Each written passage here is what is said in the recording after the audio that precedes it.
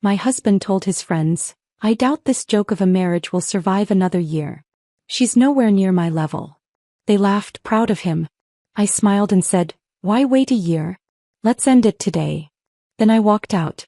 That night his best friend sent a message that made my breath catch. "I doubt this joke of a marriage will survive another year. She's nowhere near my level anymore." Dominic's voice carried clearly through the French doors to the patio where I stood frozen with the tray of steaks I'd been bringing out for his Thursday night gathering. Through the glass I could see Nathan, Trevor and Marcus raising their glasses in approval, their laughter sharp and congratulatory. They were sitting around my outdoor furniture, drinking wine from my collection, eating food I'd prepared, in the backyard of the house I'd paid for, toasting my husband's declaration that I was beneath him. Nathan actually stood up to pat Dominic on the back, saying something about how he deserved better. I set the tray down on the patio table with steady hands, though every cell in my body was screaming. They hadn't seen me yet. For 30 seconds I stood there watching my husband accept praise for planning to leave me, watching him glow with pride as his friends validated his contempt for the woman who'd built everything around them. Before we go further, thank you for being here and diving into Ruby's journey. If you believe no one should be diminished for their success, hit subscribe. It's free and helps empower more voices like hers. Now let's continue. The steak sat on the tray, still sizzling from the grill, while I remained motionless behind the pillar. Through the glass doors, Trevor was refilling everyone's glasses with the Chateau Margaux I'd been saving for our anniversary next month. Marcus had his feet up on the ottoman I'd special ordered from Italy when we'd renovated the patio last spring. They looked so comfortable in the space I'd created, so at home in the success I'd built, while they celebrated my husband's decision to leave me. "How long have you been feeling this way?" Nathan asked, leaning forward with the kind of interest men show when they're about to hear gossip they can use later. "Months," Dominic replied, swirling his wine with the practiced motion of someone who'd learned about wine from YouTube videos rather than actual knowledge. "Ever since Ruby landed the Morrison Industries account.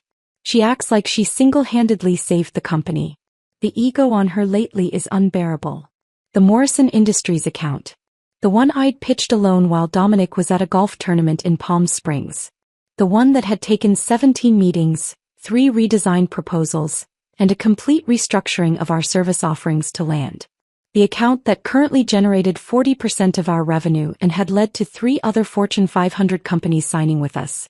"You built that company from nothing," Marcus said, his voice carrying the conviction of someone who'd never seen a single financial report. "She just got lucky with a few good quarters." I watched Dominic nod, accepting this revision of history as if it were fact. As if he hadn't been unemployed when we met. As if I hadn't been running a successful freelance operation that I'd transformed into an agency while he pursued one failed venture after another. The crypto trading platform that lost $60,000. The meal kit subscription service that never launched. The meditation app that couldn't compete with free alternatives. Each failure had eaten into our savings, the savings I'd built, while he promised the next idea would be the one. Trevor stood up to grab another bottle from the wine fridge I'd installed in the outdoor kitchen. "You need someone who appreciates what you bring to the table, Dom. Someone who understands that being a visionary isn't about the day-to-day grunt work. Being a visionary.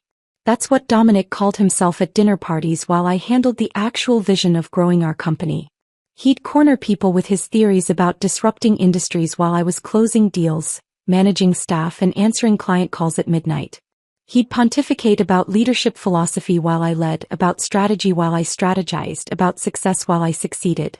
"Ruby's changed," Dominic continued, his voice taking on the wounded tone of someone who'd practiced this speech. "She used to support my dreams. Now she just throws numbers in my face. Revenue this, profit margins that. She doesn't understand that business is about more than spreadsheets." Nathan laughed, the sound echoing across the patio I'd designed with the landscape architect. "Sounds like she's become one of those typical corporate drones. No vision, just execution. Just execution. The execution that had taken us from a home office to a downtown suite with 23 employees. The execution that meant Dominic could drive his BMW, wear his designer suits, play golf at the country club, and host these Thursday night gatherings where he apparently discussed how far beneath him I'd fallen. My phone buzzed in my pocket. A text from Sarah, our senior developer. "Morrison Industries loves the new campaign proposal. They're ready to sign the expansion contract tomorrow. You did it again. Tomorrow. I had the biggest meeting of our company's history tomorrow. A contract that would double our revenue and establish us as a major player in the industry. And here was my husband, my business partner, the man whose name sat beside mine on every company document, telling his friends our marriage was a joke. The thing is, Dominic said, pouring himself another glass, his fourth by my count, I've been documenting everything. Every time she makes a decision without consulting me, every time she undermines my authority with the staff. My lawyer says I have a strong case for taking at least half the company, maybe more. His lawyer. Derek Paulson from the country club, the one he told me was just a racquetball partner. They'd been meeting about dividing assets I'd built while I was building them. Smart man, Trevor said, raising his glass again.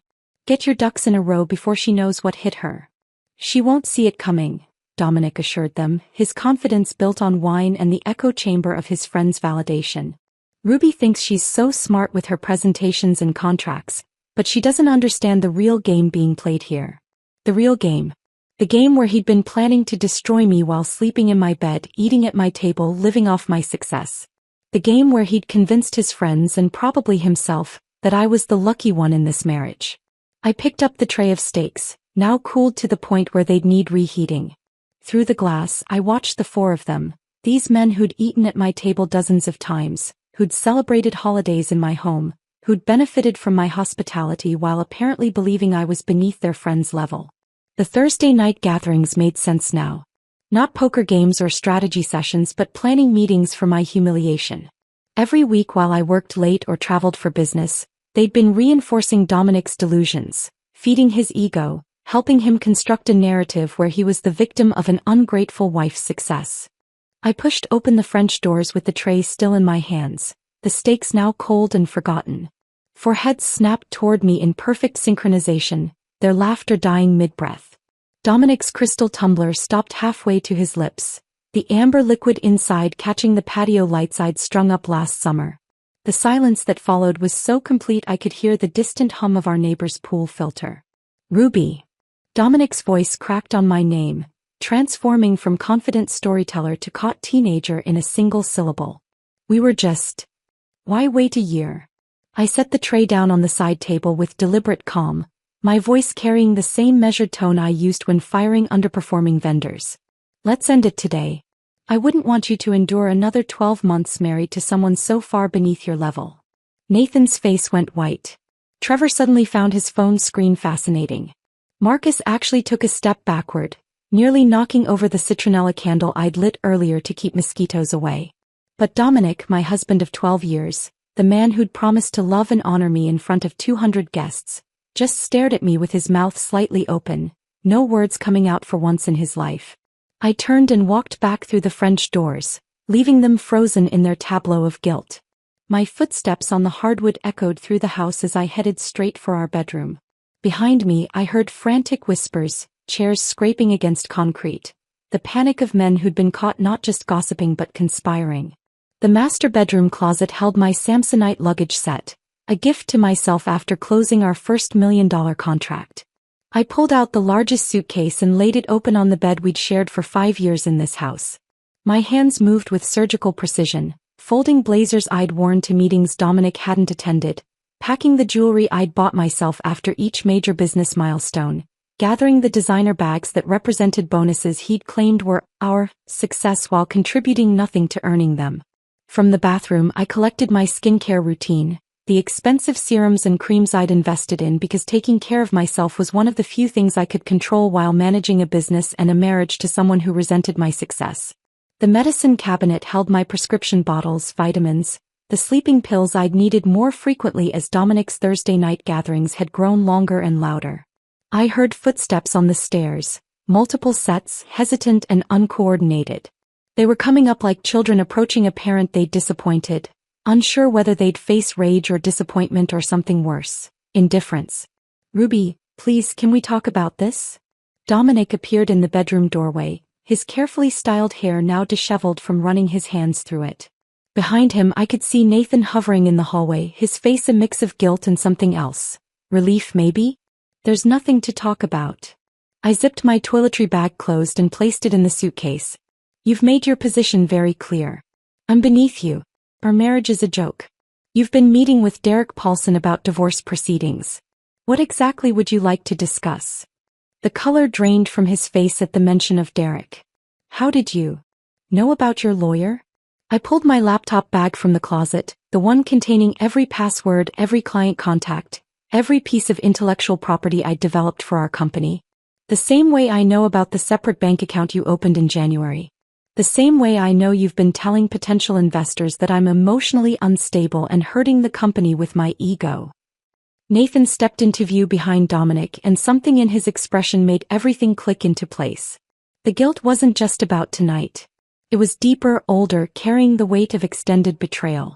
It was you, I said, looking directly at Nathan.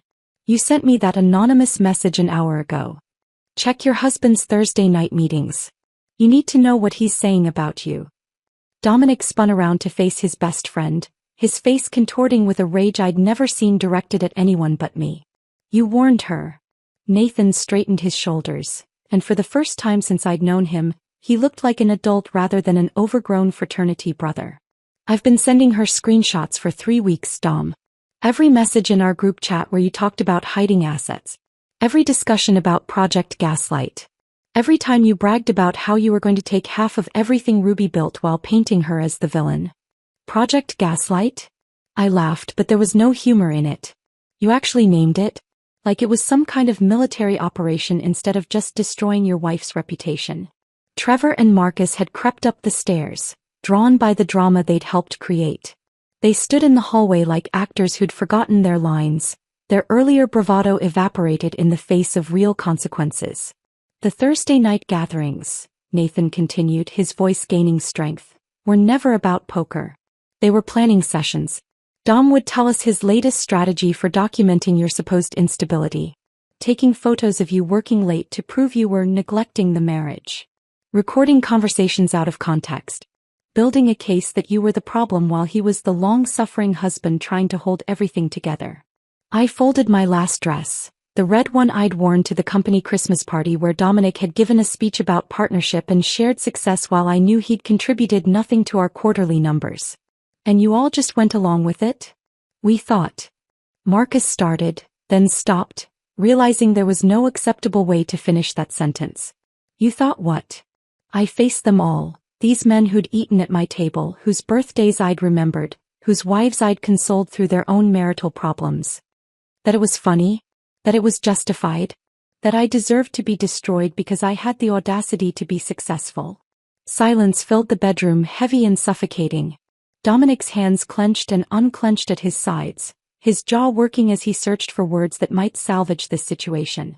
But we both knew there weren't any. You couldn't unsay what I'd heard. You couldn't undo 3 months of planning my destruction. You couldn't take back she's nowhere near my level, when the evidence of whose level was who stood all around us in the house I'd bought with the money I'd earned. I closed the bedroom door behind me with a soft click that felt louder than any slam could have been. My suitcase wheels whispered against the hallway carpet as I passed the gallery wall of our wedding photos, each frame a monument to promises that had apparently meant nothing to Dominic. Behind the door I could hear raised voices, Dominic turning his fury on Nathan, the very friend who'd finally grown a conscience after 3 months of complicity. The elevator in our building moved with excruciating slowness, giving me too much time to think about what I was leaving behind. Not just the house or the marriage, but the version of myself who'd believed love meant endless compromise, who'd minimized her own achievements to protect a fragile ego, who'd paid bills while pretending not to notice her husband was plotting her downfall with his Thursday night conspirators. The Marriott downtown blazed against the evening sky, its glass facade reflecting the city I'd conquered one client at a time while Dominic played pretend suit. I walked through the lobby with my shoulders straight, refusing to look like a woman fleeing her home. The desk clerk, a young woman with kind eyes and a professional smile, didn't ask questions when I requested an executive suite for a week, paying with the credit card Dominic didn't know existed. My emergency fund, built from bonuses I'd never mentioned because I'd learned years ago that financial independence was oxygen in a suffocating marriage. The suite on the 23rd floor overlooked the business district where tomorrow I'd still have to face the Morrison Industries executives, pretending my life hadn't just imploded. Floor-to-ceiling windows framed the city lights beginning to twinkle as evening settled over downtown. The space was sterile and perfect. No memories embedded in the furniture, no ghosts of better times haunting the corners, no trace of 18-year scotch or false laughter. My phone had been vibrating continuously since I'd left the house. Dominic's name appeared again and again on the screen, the messages progressing through predictable stages. First, the anger, "You're being dramatic. Get back here now." Then the manipulation, "You misunderstood everything. We need to talk." The false apology, "I didn't mean it the way it sounded." And finally the threats, "You're destroying our company with this stunt. The investors will pull out if they hear about this." I set the phone on the marble bathroom counter and turned on the shower, letting the water heat until steam filled the room. Standing under the rainfall shower head, water cascading over me with a pressure our home shower had never achieved, I finally let myself feel the full weight of what had happened. 12 years. I'd spent 12 years building a life with someone who'd been documenting my destruction, gathering evidence for a war I didn't know we were fighting. The tears came then, mixing with the shower water, my sobs echoing off the marble walls where no one could hear them. I stayed under that water until it ran cold, until my skin was pruned and my eyes were swollen, until I'd cried out not just the betrayal but the humiliation of not seeing it sooner. All those Thursday nights when I'd prepared food for his gatherings. All those mornings when I'd kissed him goodbye before heading to meetings he claimed to support. All those presentations where he'd stood beside me taking credit for work he'd never done. I'd been performing in a play where everyone knew the ending except me. By the time I emerged from the bathroom wrapped in the hotel's plush robe, the sun had fully set. The city below looked different from this height. Smaller, manageable, like a problem that could be solved with the right strategy. I ordered room service, not because I was hungry but because I needed to remember how to take care of myself without considering someone else's preferences. Salmon, not steak. Pinot Grigio, not bourbon. A chocolate soufflé because Dominic had always called dessert unnecessary calories, and I'd forgotten what it felt like to be unnecessary. Patricia Winters answered her phone on the second ring, even though it was past 9 o'clock.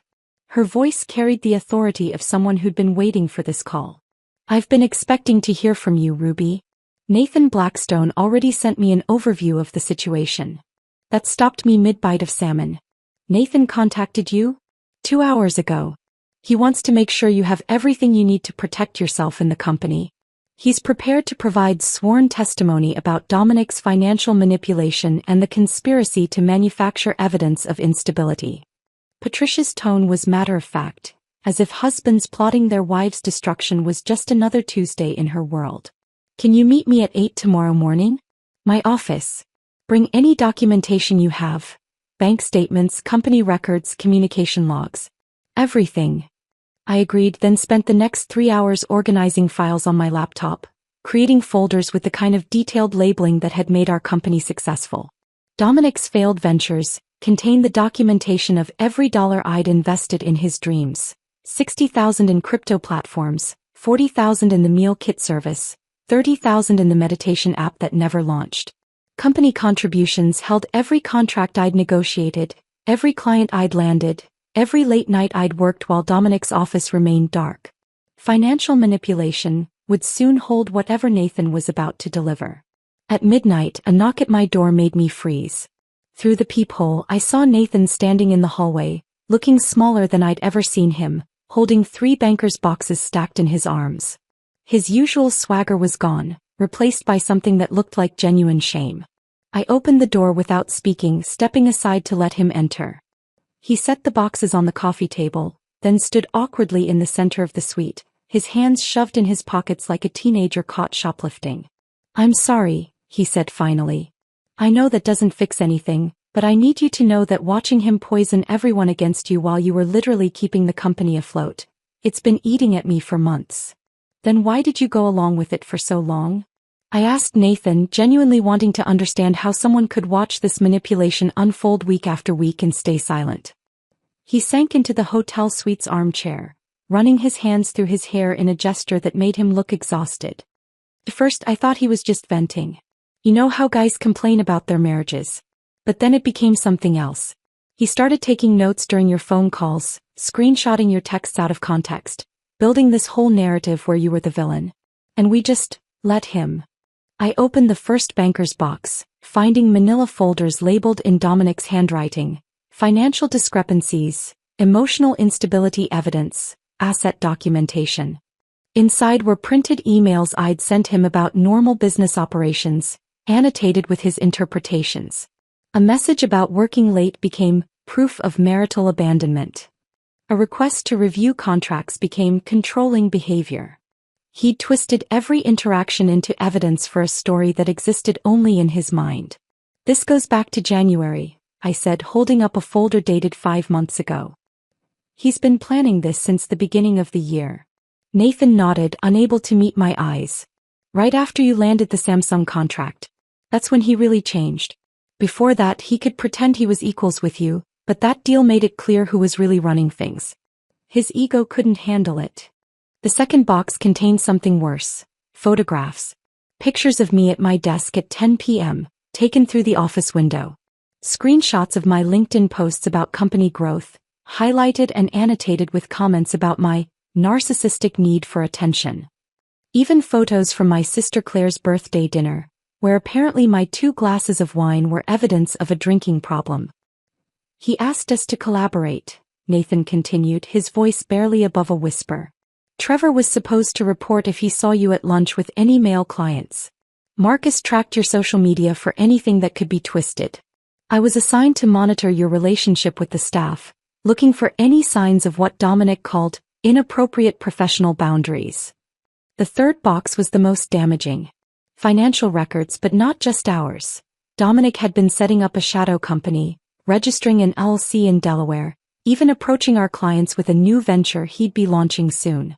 The name on the paperwork was Morrison Strategic Solutions, deliberately similar to our company, Morrison Digital Innovations, close enough to confuse clients but different enough to claim coincidence. My phone buzzed with a text from Sarah. Emergency. Dominic just sent an all-staff email claiming you're having a mental health crisis and he's taking temporary control of operations. What should I do? I showed Nathan the message. His face went pale. He's escalating faster than we thought. I called Patricia immediately, putting her on speaker. Dominic just sent a company-wide email claiming I'm having a mental health crisis. Forward it to me immediately, Patricia said, her voice sharp with focus. I'm filing an emergency injunction right now. This crosses into defamation and potential fraud. Nathan, are you there? Yes, he answered, straightening in his chair. I need you to send me everything you have about this supposed Project Gaslight, immediately. Every message, every meeting note, every shred of evidence. Ruby, do not respond to that email. Do not contact your staff directly yet. Let me handle this legally first. After Patricia hung up, Nathan and I worked in silence, organizing documents, creating digital copies, building the case that would protect not just my company but my reputation. At 2 a.m. he finally asked the question I'd been dreading. Do you hate me for not speaking up sooner? I considered lying, offering forgiveness I didn't feel yet. But I was done with polite dishonesty. I don't know what I feel about you, Nathan. You watched my husband plan my destruction for months. You participated in it. The fact that you grew a conscience eventually doesn't erase that. He nodded, accepting the judgment. For what it's worth, Sophie threatened to leave me if I didn't come forward. She said if I could watch this happen to you, she'd never be able to trust me not to do it to her someday. Smart woman, I said, meaning it. Sophie had seen what I'd missed. That someone who could participate in this level of deception was capable of anything. My phone rang at 3 a.m., a number I didn't recognize. Against my better judgment, I answered. Ruby, this is Trevor's wife, Linda. Her voice was shaky, like she'd been crying. I just found out what they've been doing. Trevor came home drunk from your house tonight, told me everything. I'm disgusted. I want you to know I have recordings. Recordings? Trevor would come home from those Thursday nights and brag about what they discussed. He thought it was funny watching Dominic plan this elaborate scheme. I started recording him after the 3rd week because something felt wrong. I have hours of him describing their plans, laughing about how you had no idea what was coming. Another ally emerging from an unexpected corner. Can you send them to my lawyer? Already uploaded them to a cloud drive. I'll send you the link. Ruby, I'm filing for divorce too. If Trevor could participate in something this cruel, What else is he capable of? What would he do to me if I ever out-earned him or made him feel small? After Linda hung up, I stood at the window watching the city sleep below. Somewhere out there, Dominic was probably pacing our house, realizing his carefully constructed plan was collapsing. His friends were turning on him. His lawyer would see the evidence and advise surrender. The staff he'd tried to manipulate would choose the person who'd actually built their careers. Nathan stood to leave at 4 a.m., gathering his coat with movements that seemed to hurt. At the door he turned back one more time. The ironical thing is, Dominic was never below your level, Ruby. You would have carried him forever if he'd just been grateful instead of resentful. You loved him enough to make him equal even when he wasn't. That's what he never understood. I closed the door behind Nathan and stood alone in my hotel suite, watching the sun begin to rise over the city. 4 hours of sleep would have to be enough. Today's investor meeting would determine not just the future of my company, but whether Dominic's carefully crafted narrative would collapse under the weight of evidence. I showered quickly, chose my sharpest black suit, the one I'd worn when closing the Samsung deal, and applied makeup to hide the exhaustion that threatened to show through. Patricia called as I was leaving the hotel. The emergency injunction went through. Dominic is legally barred from accessing company accounts or making any operational decisions without board approval. He'll receive notice this morning, probably right before the meeting. He's going to be furious. Let him be. Anger makes people sloppy. I've also sent the evidence package to each board member individually. They'll have had time to review it before you all gather. The office building stood against the morning sky like a monument to everything I'd built. I arrived at 6 a.m., using my key card to enter through the executive entrance. The building was nearly empty, just security and the overnight cleaning crew who nodded in recognition. They'd seen me here at all hours over the years, unlike Dominic, whose badge rarely registered activity before 10 a.m. Nathan was already in the conference room, arranging printed documents with methodical precision. He'd changed clothes but hadn't slept either, judging by the coffee cups already accumulating on the side table. We worked without speaking at first, creating stations of evidence around the room, financial records at one end, client testimonials at another, the Project Gaslight documentation prominently displayed where Dominic would have to face it. He'll try to spin this as a marital dispute that shouldn't affect business, Nathan said, adjusting the projection screen. That's his opening move. Make it personal, not professional. And when he does? That's when you show slide 17, his LLC filing for the competing company. Nothing says professional betrayal like trying to poach your own clients while still drawing a salary. Sarah arrived at 8 a.m. with her laptop and a grim expression. Half the staff is ready to testify if needed. The other half is updating their resumes in case this goes badly. It won't go badly, I said with more confidence than I felt. Not for them anyway. The board members began arriving at 9:30 a.m. Margaret Chin first, her expression unreadable as she nodded to me before taking her seat. James Harrison from our biggest client account, technically not a board member but invited given his company's stake in our stability. 2 other investors, Robert Kim and David Okonkwo, both of whom had questioned Dominic's contributions during previous meetings only to be met with his deflection and my diplomatic interventions. At 9:55 a.m., Patricia entered and sat beside me, her presence a clear signal that this was no longer just a business discussion. The legal implications hung in the air like a threat. At exactly 10 a.m., Dominic walked in wearing the Tom Ford suit I'd bought him for our 10th anniversary, the one he'd worn to accept an industry award for work I'd done while he was in Cabo. His cologne preceded him, the same expensive scent he'd worn to every meeting where he'd taken credit for my achievements. He paused when he saw the room's configuration. Nathan beside me instead of with him, Patricia's presence, the board's serious expressions. His eyes found Nathan, and the look that passed between them could have frozen fire. Nathan didn't flinch, though I saw his jaw tighten. Dominic recovered quickly, his salesman's smile sliding into place as he took his seat. I appreciate everyone gathering on short notice, Dominic began, pulling out note cards he'd obviously prepared. I know there have been concerns about recent disruptions to our leadership structure. I want to assure you that despite my wife's current emotional state.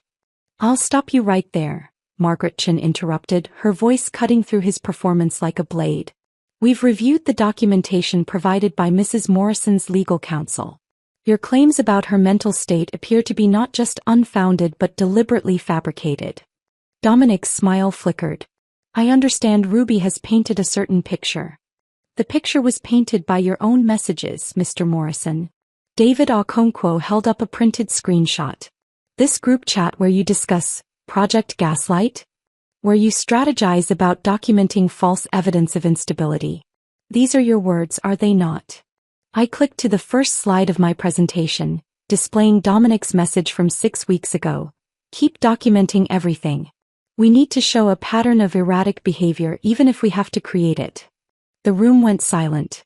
Dominic's face cycled through emotions. Shock that his private messages were exposed, anger at Nathan's betrayal, and finally, the desperate calculation of someone trying to salvage an unsalvageable situation. Those messages were taken out of context, he tried. Nathan clearly has his own agenda here. My agenda, Nathan spoke for the first time, his voice steady, is making sure the truth is known. For 3 months, I watched you plan to destroy the woman who built this company while you contributed nothing but obstruction and stolen credit. You were part of it. Dominic burst out, revealing more than he intended. You sat there every Thursday participating, encouraging.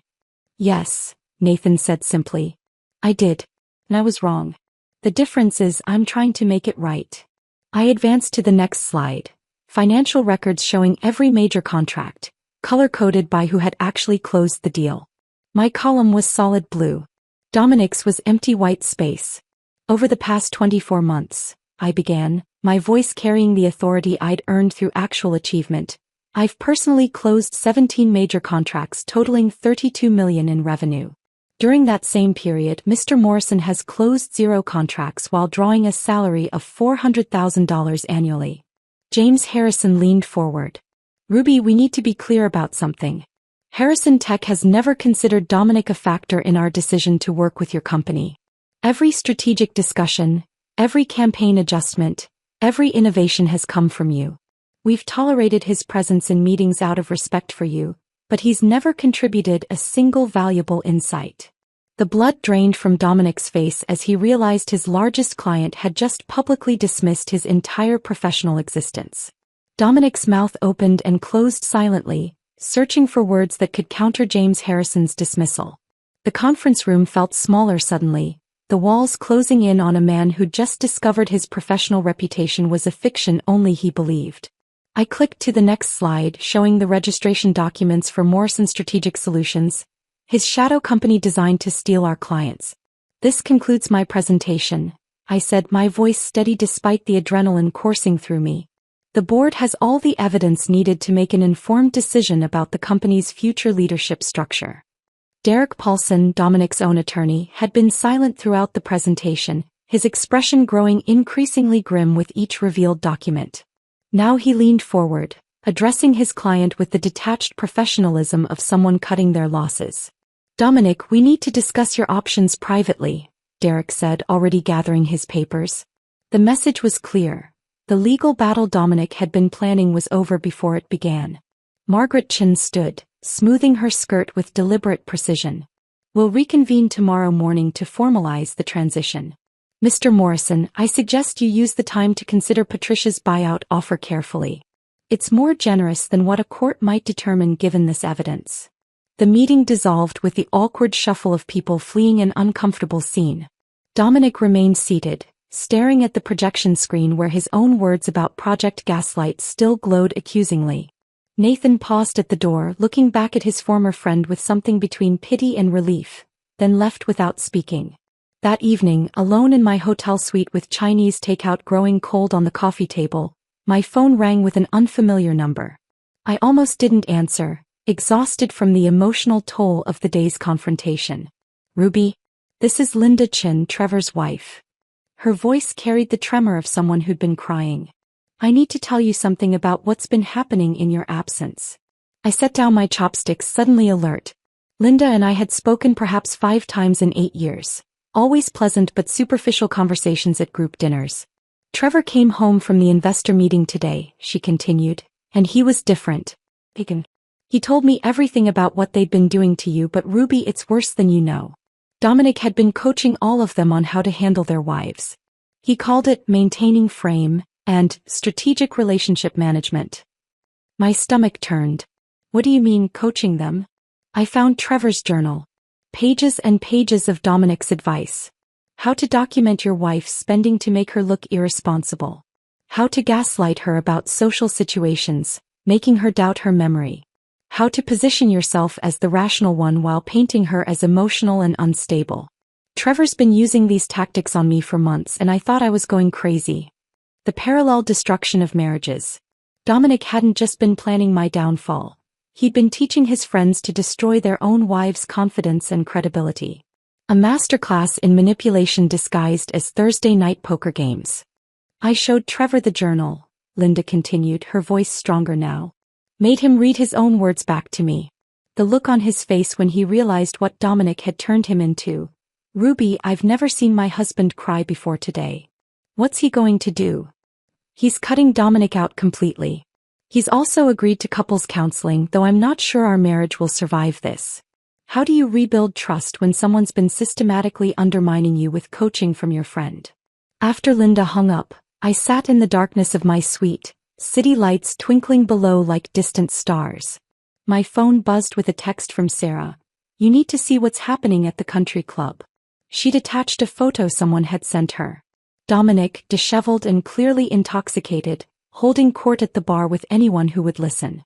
Even in the grainy image you could see the other patrons leaning away, the bartender's expression of professional patience wearing thin. Barbara Fitzgerald called an hour later. The judge's wife was connected to everyone who mattered in our social circle, a woman who collected information like others collected art. I was at the club this evening, she said without preamble. Dominic's been there every day since your separation became public. Today he was telling people he built your company single-handedly, that you were just a pretty face he used for client meetings. The delusion was so complete that even strangers were exchanging concerned looks. Did anyone believe him? Barbara laughed, a sharp sound that contained no humor. The bartender told me Dominic's rants have become entertainment for the regular afternoon crowd. They call it story time with Dom, and take bets on which accomplishment he'll claim next. Yesterday he said he invented a revolutionary trading algorithm. Today it was a meditation app that Apple tried to buy for millions. The man I'd married was dissolving into a caricature of himself, his lies growing more elaborate as his reality crumbled. Part of me felt the sharp satisfaction of watching karma unfold in real time. Another part, buried deeper, mourned the person he might have been if ego hadn't consumed him. My phone buzzed again. A Facebook message from Emma Rodriguez, Marcus's girlfriend. I'd met her twice at dinner parties, remembered her as quiet but observant, the kind of person who noticed everything while saying little. I need you to know what Marcus was planning with Dominic, her message read. I'm ending things with him, but you deserve to see this first. Attached were screenshots that made my blood run cold. Detailed plans for approaching our clients after the divorce, claiming I'd had a breakdown, offering to maintain continuity through Dominic's new agency. They drafted emails, created a timeline for client poaching, even designed logos that deliberately mimicked our company's branding. But the worst part was the list of employees they planned to recruit, with notes about each person's vulnerabilities. Sarah, single mom, needs stability, will follow the money. Kevin, desperate for promotion, easy to manipulate with promises. They'd studied my team like predators studying prey. Emma's final message arrived as I was processing the screenshots. Marcus doesn't know I have these. I'm sending them to your lawyer too. No woman should have to deal with this level of betrayal. I'm sorry I didn't speak up sooner. The fumbling attempt at corporate theft would have been pathetic if it wasn't so malicious. I forwarded Emma's screenshots to Patricia immediately, my fingers steady despite the rage burning through my chest. The evidence of planned corporate theft transformed our civil divorce into something potentially criminal. Patricia responded within minutes. This changes everything. We're adding fraud charges to our leverage.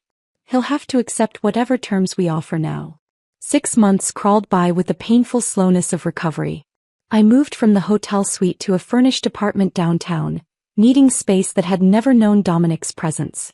The company stabilized and then thrived without his interference, landing 3 new major clients who'd been hesitant to commit while our leadership situation remained uncertain.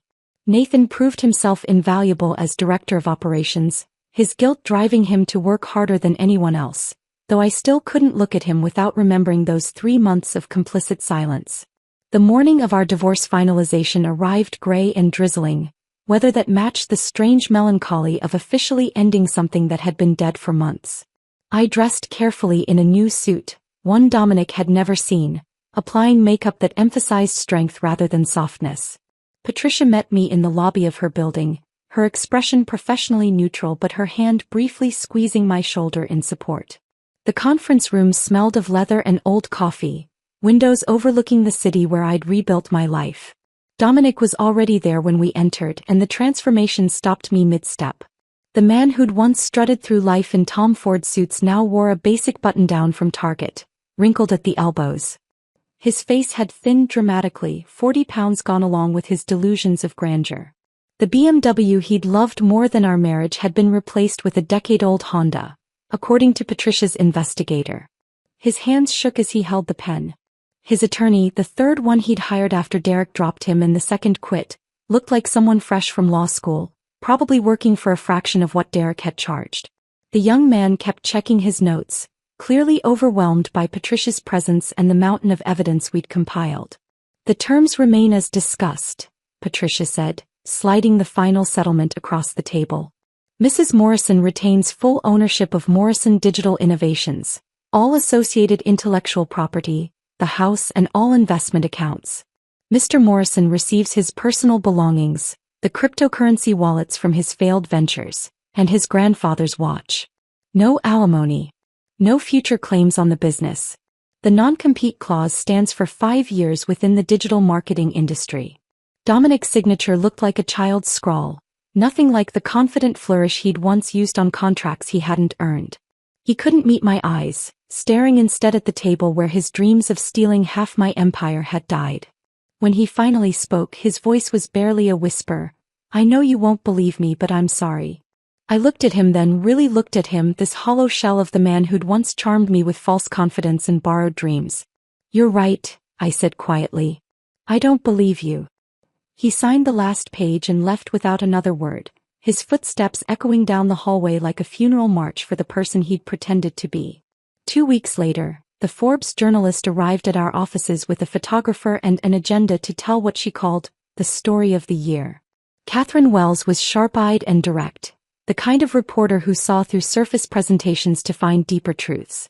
She didn't want to hear about quarterly projections or market strategies. She wanted the raw truth about discovering betrayal and transforming it into fuel for success. "Tell me about the night you found out," she said, her recorder placed between us on the conference table where Dominic had once claimed my achievements as his own. I told her everything. The Thursday night gathering where I'd stood holding stakes while my husband called our marriage a joke. Nathan's conscience finally awakening after 3 months of complicity. The Project Gaslight documents that revealed systematic planning to destroy my reputation. The way my team had rallied around me while Dominic's friends abandoned him one by one. "What strikes me," Catherine said, making notes in shorthand I couldn't read, "is that you didn't seek revenge. You simply revealed the truth and let consequences unfold naturally. The best revenge is building something so successful that the person who tried to destroy you becomes irrelevant," I replied. Dominic thought I was beneath his level. Now he's working at a startup in Buffalo while I'm running a company valued at $12 million. The universe has its own sense of justice. Her article would run with the headline, "How Ruby Morrison Built a Digital Empire While Divorcing Dead Weight," and reached 2 million readers in its first week. My inbox flooded with messages from women sharing similar stories, thanking me for showing them what survival looked like when transformed into success. A month after the divorce finalized, a handwritten letter arrived at the office, forwarded from an address in Buffalo. Dominic's handwriting, shaky now where it had once been confident, filled 3 pages with what he probably thought was an apology. But even in his attempt at remorse, the delusion persisted. He wrote about our success, about how he'd helped build the company, about being a victim of circumstances, rather than the architect of his own destruction. He actually suggested that maybe once emotions had cooled we could discuss him consulting for the company. His expertise he claimed could still add value. I filed the letter in a folder marked evidence/closed, and locked it in the bottom drawer of my desk. Not because I needed it anymore, but as a reminder that some people could stand in the ruins of their own making and still believe they were the hero of the story. The company holiday party that year took place at Vincenzo's, the Italian restaurant where Dominic had once held court with clients he hadn't earned. I'd reserved the entire upper floor, wanting to celebrate not just our financial success but our collective survival. Sarah had organized everything perfectly, from the wine selection to the seating arrangements that kept the most talkative employees strategically separated. As dinner wound down and wine loosened tongues, Sarah stood to make a toast. I expected something about quarterly numbers or client wins. Instead, she raised her glass with tears in her eyes. To survival, she said simply. And to leaders who earn their titles instead of stealing them. The toast hung in the air as glasses clinked around the restaurant's upper floor. Then unexpectedly, our CFO Margaret stood up, her voice wavering with emotion I'd never seen from her in 5 years of working together. Since we're sharing, she began, gripping her wine glass like an anchor, my ex-husband convinced me I was terrible with numbers. Me. With a master's degree in accounting. He'd check my work, question every calculation, make me doubt myself until I nearly quit finance altogether. It took 2 years of therapy after our divorce to realize he was threatened by my salary being higher than his. Kevin, our lead developer, cleared his throat. My college girlfriend used to introduce me as playing with computers when I was building the app that eventually sold to Microsoft. She said real jobs required wearing suits. The stories poured out like water through a broken dam. Every person in that room had been diminished by someone who claimed to love them. We weren't just colleagues anymore. We were survivors of the same war fought on different battlefields.